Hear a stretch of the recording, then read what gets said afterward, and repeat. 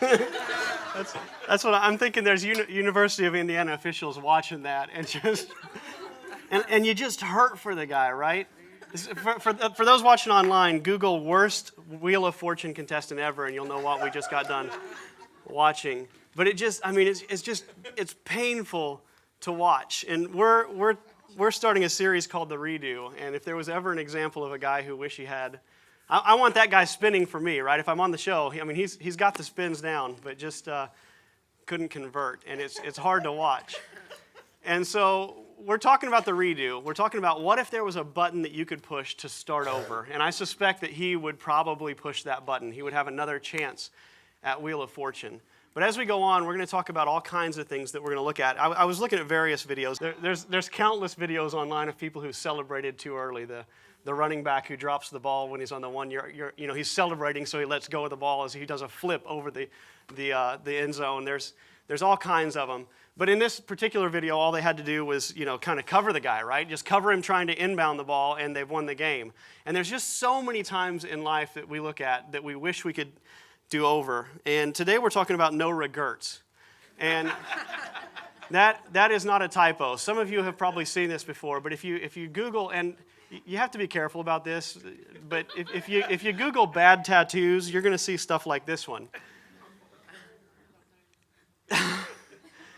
And to me, this is like the end of life, right? You get a no regrets tattoo real big on your arm. It doesn't get any worse than that.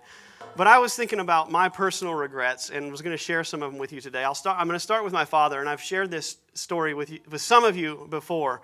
But my dad was one of the founders of a company called Burger Chef, and I've shared this in here before. How many of you ever ate a Burger Chef burger? A lot of you. If you were alive and breathed in the 70s, you were aware of Burger Chef. And he was one of the founders. Burger Chef is now Hardee's. So basically, when you see Hardee's and Carl Jr., that was Burger Chef at its inception. And when they started, they were booming. I mean, they were rolling. And my dad had the choice between two organizations to get in on the ground floor: Burger Chef and McDonald's. Mm-hmm. Somebody asked me today, do you regret that? And I love my life, but my life plus $10 million would seem like a better life, I feel like. But he got in on the ground floor, and he was a part of building about 14 of the first Burger Chefs.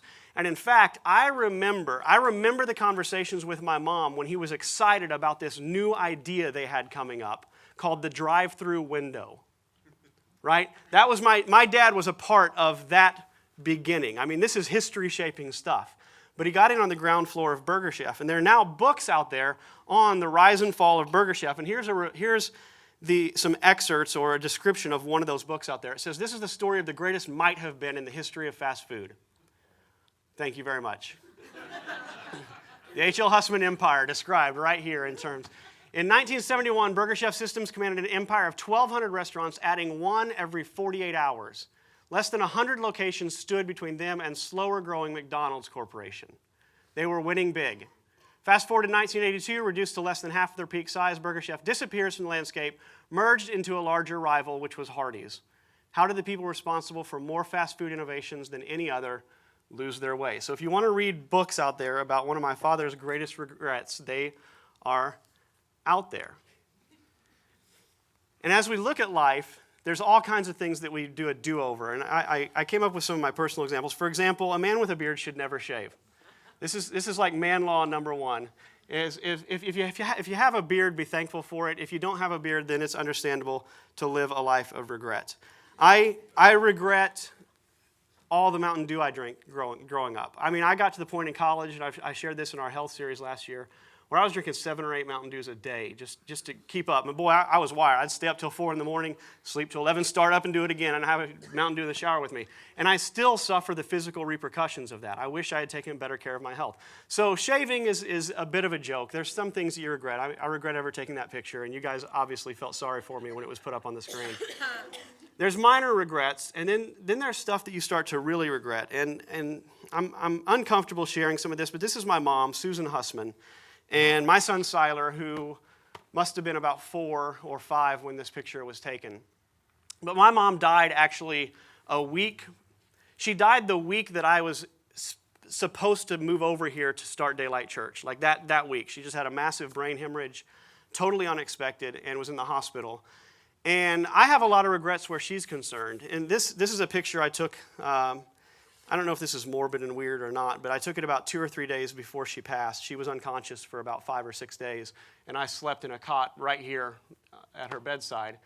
And when she died, we'd had a great relationship most of our life. This is how I remember her. My mom and I were close. It was a good relationship. But I do remember in high school, I was dating a girl who kind of stabbed me in the back. Not kind of, she was awful. She was terrible. No, she stabbed me in the back, and my mom one time said something negative about this girl, and I was just this foolish, idiotic kid. And I remember grabbing my mom by the shirt and pushing her against the wall and saying, "Don't ever say that about her again." This is the fool that I was, right? And that's one of my regrets, is just that moment of violence with my mom. It was, I didn't bash her head or anything like that, but it's just a terrible thing that you should never do to your mom. And then, obviously in college, I was a punk in college and didn't come home a lot and didn't spend a whole lot of time with my mom, didn't call, kind of rolled my eyes when she wondered why we weren't around more. And so when she passed, after she died, we had our period of mourning, and then they ushered everybody out of the room, and I had to go back. And I'm going to try not to get emotional about this. I had to go back.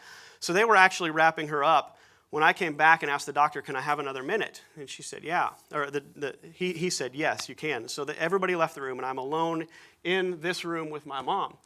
And I don't even think I've told my wife this, and I don't know why this was my response, but I remember holding her feet. And I remember kissing her feet and saying, "I'm sorry." And I don't know why that was my response. I don't, because we were close. I took care of my mom. She had disabilities, and we had her in an apartment, and we bought her cars when she needed them. I mean, we took good care of her, spent, I guess, a normal amount of time for a son, but that was my response. It was, "I'm sorry, Mom, I'm sorry." And I just snotted and cried all over her feet. And I don't know why, but I know that I have these regrets. When I look back at my mom, I wish I had spent more time or more love or more phone calls or more something to get in there. And I know a lot of us are plagued with regrets, and there's a lot of internal regrets that maybe even haven't come to the forefront. But if at end of life looking back type stuff, that if we could change it, now's the time. And so I don't want to take regrets light. It's not about shaving. It's about the fact that some people are racked with regret. Some people would give anything for a redo. Or some people, if they were offered the redo, ought to take it and don't know that they should take it. And this is as transparent as I wanted to get with you today, but I have worse. And so I just decided to put up this funny sign that I found. This was a theater that I saw in London, England, and snapped a photo of it because I wanted a moment of levity so that I could get my composure. I just thought, somebody regrets this sign, right? I mean, the other enema. But I have stuff that I won't tell you. I have stuff that I deeply regret, that I would give anything to go back and change, that I've shared with my wife and my therapist, and that's it. And odds are, if most of the people who search themselves in this room, you probably have some serious stuff in your life that if you could go back and do over, you would give anything for a do-over. I saw this quote this week about how racked with regret so many people are. That's not the quote. This is the quote. So many people carry with them the pain of their past, things they wish they had done differently, things they regret saying, pain they caused others, or things that they were inflicted on them. God did not intend for us to carry around such heavy burdens and baggage. It's the enemy of our souls, and it hinders us from being all Christ calls us to be. And this is just a list that I threw down thinking of stuff that people might regret, and this just is the tip of the iceberg. There's a lot more than this, but some people regret because mom and dad wanted them to go down a particular life path. They went down that path, and they always wish they had made different decisions. Or they were bullied by people, and they gave in to bullies. That's one of my biggest regrets, is some relationships that I was in that were pseudo-codependent and bullying, and I kind of catered to them for way longer than I should have. So being a people pleaser might be something you regret. Neglecting loved ones, and there's a fine line between neglect and just living your life, but it's really hard to find that balance to know, what is good and what is bad. Breaking up or getting dumped, so romantic relationships that ended. You feel like you didn't raise your kids well, and you'll notice that some of this is subjective. You may even feel like you didn't raise your kids well when you might have done a bang-up job and you don't even really know it. But the point is the regret is still there. The point is that you have these feelings like I should have done something different or I could have made different decisions. You feel like you let a marriage break down. Some people just regret that they did. They reach their older years, their senior years, and they regret that they didn't travel more. They didn't experience more of the world. And what happens with regret is cumulative. 2-year-olds have no regrets. I mean, if they bang their knee on the table, they briefly regret whatever dumb thing they were doing. But for the most part, there's not this hardening or, the hardening of the arteries that happens where, just year after year after year. But as you get older, a lot of those regrets can pile on. And it can be everything from I don't feel like I lived my life well to I did something terrible. You may have done something truly awful. There's people out there that have done hit and runs and tragically injured people and never reported it to anybody, never made amends, and they carry that burden. You may have cheated on your spouse and no one has ever known. There may be, and you may have done something really brutally hateful at some point in your life and never felt like you made it right or could even make it right. And with a crowd this size, odds are there's some dark skeletons and some dark closets in the room. You may regret some kind of addiction, alcoholism, that you allowed yourself to go down a path, or you sat on the sidelines when you could have been more active. You stayed in a crappy job for way too long, got involved with the wrong people, or you didn't take care of your health, or you said something terrible. But if there's anything that I get across today, it's this idea, like in that quote that we saw, that all of us carry these burdens. If there's anything I can say, I've got random thoughts today on this topic of regret, or regerts. And one of them is that you're not alone. If nothing else, if you don't get anything out of this message, just understand that you are not by any stretch the only one who deals with not just minor regrets, but probably major regrets. We're all, like it says here, we're all fellows on the same ship, is what a guy called fellowship. We're all in the same boat. We're all in turbulent waves. The waves are rolling. The wind is howling. We live in a very hard world where it's extremely difficult to even know what decisions are right. How do you spend your time? If you spend time with your mom, are you neglecting your kids? If you spend time with your kids, are you neglecting your job? If you spend time in your job, are you neglecting something else? It's a chaotic mess of a world, and nobody gets out alive. Nobody comes clean. Everybody is rocking on these waves, and most everyone vomits at some point because the waves are throwing you around. It's just the reality, and it's okay. It's okay to be a person that has regrets because everyone does. And so if you don't get anything, if I can just lift you up and build you up just enough to where you say, well, maybe my regrets don't make me inhuman. Maybe the things I did don't make me beyond redemption. Man, I feel like I've accomplished something today. Now, there's a movie called Sense and Sensibility, and this is the greatest movie of all time. And this is not even subjective. This is an objective fact that's scientifically showable, okay? It's a great movie. Obviously behind the Passion, right? Because as a Christian, the Passion is like the Bible among books. Like, you can't say what's your favorite book and say The Great Divorce by C.S. Lewis. Well, what about the Bible, right? So, Sense and Sensibility is the greatest movie. Well, what about the Passion? All right, so. No, because you're going to say Finding Neverland, which, everyone's going to boo you, and I like you. So, obviously, we can't allow that portion to happen. But there's this quote in this movie where they're talking about one of the characters. And this guy, talking negatively about that character, uses this line, which is a play on words from Shakespeare. Because he and his girlfriend, which is not her, talk about Shakespeare quite a bit. And so he quotes Shakespeare, but he replaces one word in the quote with the name Brandon to make fun of the guy. He says, "Frailty, thy name is Brandon," talking about this other guy. And for whatever reason, when I was thinking about regrets and thinking about all of us bucking up and down on the waves and it being an uncontrollable world where we're bound to make mistakes, this quote came to mind. Only I want to replace Brandon with human.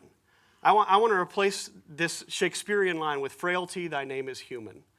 And if nothing else you get out of this whole thing, it's the understanding that you are frail. And it's okay that you're frail.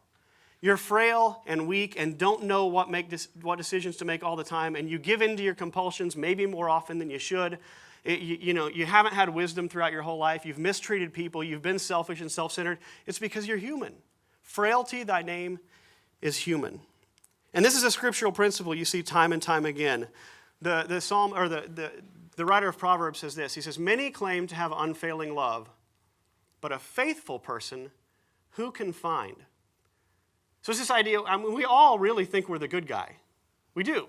We all have this feeling about ourselves that we're the right decision maker, that we're going to push through life and make good decisions and do good things and do right things, when the reality is no one will. It says, everyone says I am loving, which means to be good or righteous, but who really is? I mean, who faithfully, consistently, beginning to end is? And the implied answer is what? What do you think? No one. Nobody is. Nobody is faithful through and through. The wisest man that ever lived, the writer of Ecclesiastes says, indeed, there is not a righteous man on earth who continually does good. Romans tells us this. Are we better? Not at all. All are under sin. And I'm going to buy a candy bar for the first person who can tell me in Greek what the New Testament word is for sin. Yell it out if anybody knows it. I heard Jordan's voice first, and so he gets a... Was that you, Jordan? Yeah. I thought it was. It's hamartia. And sin is a misunderstood word in Christian culture, but sin, it has this major component of frailty. It's the tragic downfall of the protagonist in Greek tragedy is what hamartia is. So it's Achilles' heel is his sin. And so it says basically, all of us have this frailty. All of us have an Achilles' heel. All of us have tragedy kind of built into our ineptitude, our ignorance. And those aren't words meant to be insulting. They're just meant to be words of reality about us. We're frail, which means we're inept, incompetent. We don't know what's going on. We don't have wisdom. And so people who are frail, people who have an Achilles' heel, are bound to have regrets. It comes with the territory. So part of it is just understanding that we're all in this boat together. Secondly, I want to point out that there's kind of two areas that we can talk about when it comes to regret. And regret is not all bad. A lot of times we think of regret as a negative word. And you can't really tell in this picture, but this is obviously two piles of wood that have been stacked together. And on this left half, there's still some life left in this wood because you can't see it with our projector, but there's some green. It's green, still wet wood. And when it comes to regret, first off, I wanted to point out that there's a difference between self-centered, self-consumed, self-absorbed regret and other-centered, other-absorbed regret. So if I sit at my mom's feet and cry at her feet and say, Mom, I'm sorry, my insides are messed up. I'm emotional, but there's a part of me that wants to be a good son and wants to have that identity as I go forward in life. And I want to carry with me knowing that I did the right things so that I can feel good about me. And that's kind of a dead-ish side of regret. If it's all about you, if what you did you view it as a mar or I want to say besmirchment. Is that even a word? Why is that in my head? Where did that come from? On your character or on your reputation. And so you think, I wish I could fix that so that I could be better. That's not the healthiest form of regret. But if you think, I wish I could fix that, or looking forward, you think, I want to make different decisions because of something outside of you, because of God and other people, there's something very healthy about that. So regret isn't necessarily all bad. And then there's a difference between conviction and condemnation. If your convictions are, I should have done this differently, and that drives you forward to make change and to do better, to love people well, to serve God in a healthier way, that's conviction. That's your convictions, and convictions are positive. It's a healthy thing to have conviction. But if your regrets drive you down, and you think, I'll never be anything important, I can't get over my past, and they consume you and own you, that's condemnation, and condemnation is not a healthy thing. So if your regrets drive you to better decisions, there's a healthy component about it. It doesn't change whether the decisions were bad or good or not. It just says that regret could be something healthy that you look at. But if your regrets and the things you look at pull you down and weigh you down and you can't get past them, there's something unhealthy about that. One of my favorite songs of all time is a song by the artist Ramsey Schick. And she tells the story of the woman caught in adultery in this song. The song is called Unashamed. And a woman, for most of you will know the story. It's the pericope adulterae in Latin in the New Testament. But it's this passage where a woman is caught sleeping with a man that's not her husband, and she's dragged in front of the religious leaders of her time, and the law says she must be killed. And so they bring her to Jesus, hoping to trap him to see whether he's going to support the law or not, because they know he's a mercy guy. So what they really want to do is put Jesus on trial. It's not even about her trial. It's about Jesus being put on trial. But the short of it is that he is very merciful towards her. And this song by Ramsey Schick called Unashamed, it's told from the perspective of the woman coming to Jesus. You know, she's on her knees. She could die today. She could be stoned to death. Where's the guy? The guy wasn't dragged in. The lady's there. But she's concerned about all these things, and she's looking to Jesus. And Jesus organizes her escape, basically. He uses some really clever words to kind of put the religious leaders in their place, and they all kind of leave her. And now it's her and Jesus alone. And in the song, the woman says to him, "Who are you? What is your name?" And he responds by saying, "Unashamed." So he says, "Who are you? What is your name?" And he says, "Unashamed." And then he says this. He says, "And that's your name too." And this is the gospel of Jesus in a nutshell in this one little song. Is what is the name of the Savior? What is the name of God? His name is transformation. His name is change. His name is holy. His name is unashamed. His name is that you don't have to be concerned about what happened. He's got this. He can take your dire, terrible situation and pull something out of it that you never dreamed he could. 2 more points and then I'm done. Number 3, Jesus is a master artist. Now you see this, and this screams hillbilly to me for some reason. No regerts. I mean, it's just absolutely awful.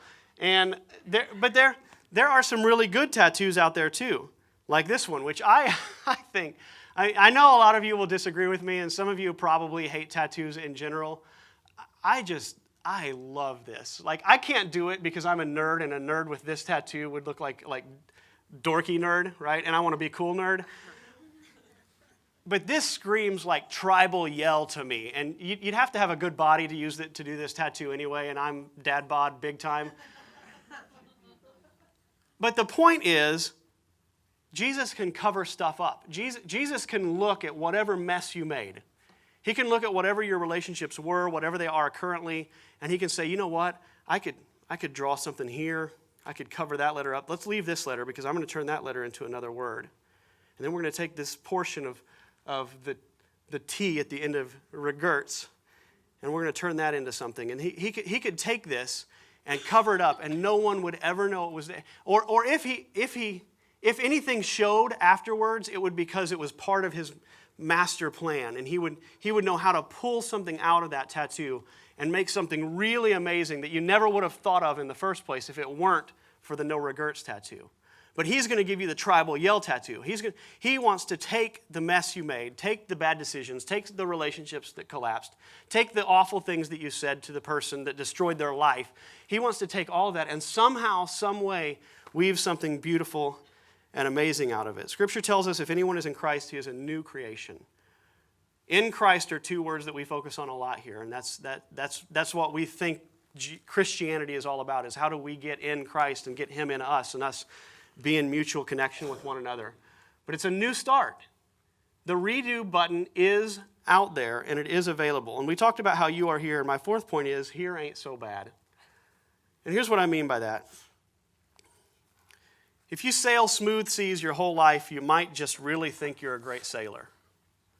But if you get on some rough seas and you can't handle it and you get lost and you get things that spiral out of control and you're vomiting over the side of the deck, chumming for fish, suddenly you see your own frailty. Suddenly you see your own need for help. And that's one of the most beautiful things of all time, is that we realize that we recognize that we are frail. Frailty, thy name is human. And that arriving at that conclusion is about one of the best arrivals you'll ever have in your life. And so it's not such a bad thing. The psalmist says this. He says, bow your heavens, O Lord. So he's in a lot of trouble. He says, bow your heavens, O Lord, and come down. Stretch out your hand from on high. Rescue me and deliver me from the many waters. Now, if you're smooth sailing your whole life, when do you ever yell, "Rescue me"? It doesn't happen. If everything is just peachy keen and peaches and cream and pearls, you got no reason to stop and cry out and say, "I'm weak. Who out there is strong?" And so I don't think God creates situations that drive you down and drives you to bad decisions, but he knows we all make them.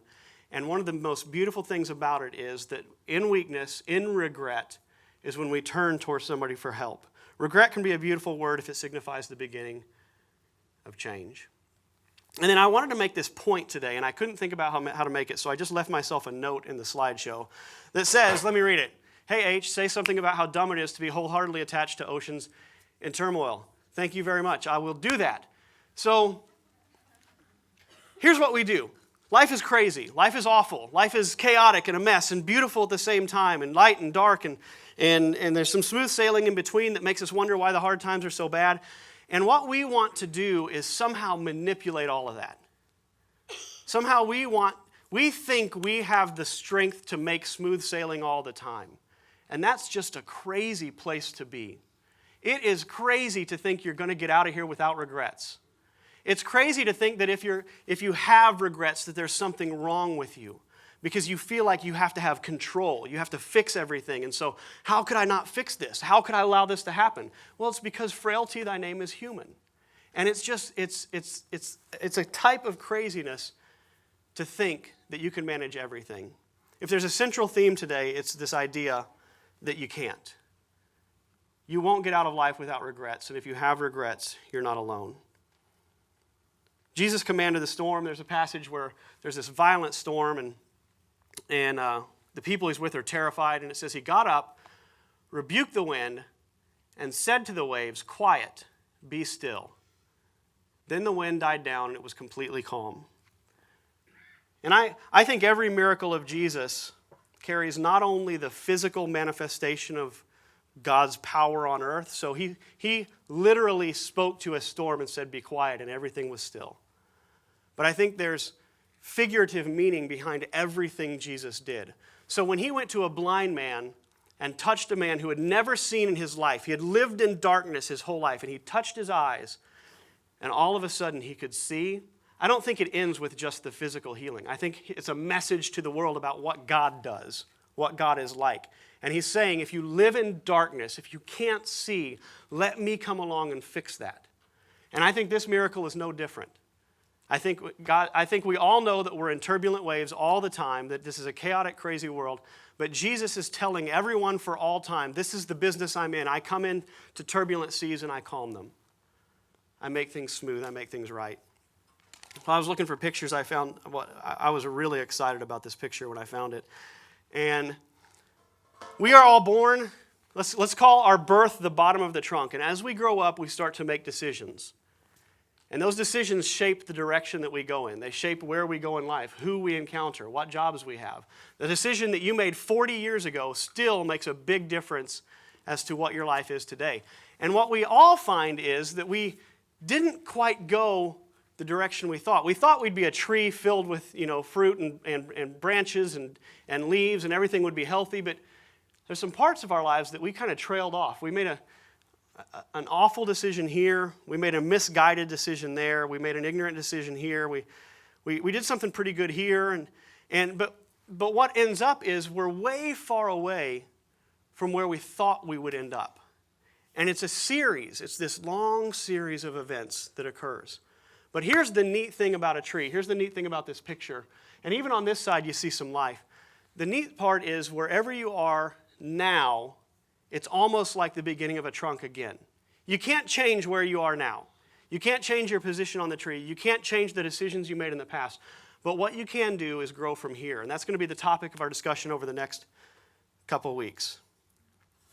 I heard this quote this week that says, every day is a new beginning. So take a deep breath and start again. You say, I've got serious regrets. Well, join the club. So do I. So does most everybody in this room. I bet if we went through this room and just could read people's minds and open up people's closets and see the secrets, we'd all go, whoa, wow, we are awful, right? But so many of us, that's the reality. And the fact is that right now in your seats today, you're a new branch with new beginnings going off in a new direction, and course corrections are allowed in this life. And the neatest thing is you don't even have to do the course correction. You can't calm the seas. To try to control that is ridiculous. What you can do is depend on one who has that power and that ability. So what's the key to dealing with regret? It's answered in one question: where do I go from here? You can't live in the past. We'll talk about forgiveness next week, how to forgive yourself. But the question is, where do I go from here? And we go back to the master tattoo artist. In my opinion, it's reliance on one who has more power than you could ever conceive. It's reliance on one who can look at the mess you made, that other people made, the mess you've gotten yourself in. And it might be, for all of us, it's like that tree. For all of us, there's also a collection of good and bad in our lives. But there's one who can, it's like, I just thought of this, and that's amazing to me. It's like Mr. Miyagi in Karate Kid with the bonsai tree, right? You guys have no idea where I'm going. Okay. He looks at you and he sees the whole, he sees the shoots that are heading off in all kinds of crazy directions, and he sees the bad root and the bad stuff. He even sees down in the roots, and he sees everything. But then he sees this finished picture, and he says, if I do a little snip here, maybe I tie something on this so that branch will start to grow in a different direction, a little snip there, man, I can make a piece of art. And that's the answer. Where do I go from here? Is you don't. You just sit there and let somebody else work on you. If there's anything that I believe in at Daylight Church, it's that's what God wants to do in our lives, is he wants to come alongside us and take what we are and who we've been and the mess we've become and the good stuff that we've become, all of it, and man, he can make something special out of it that none of us saw coming. And that's his goal for your life.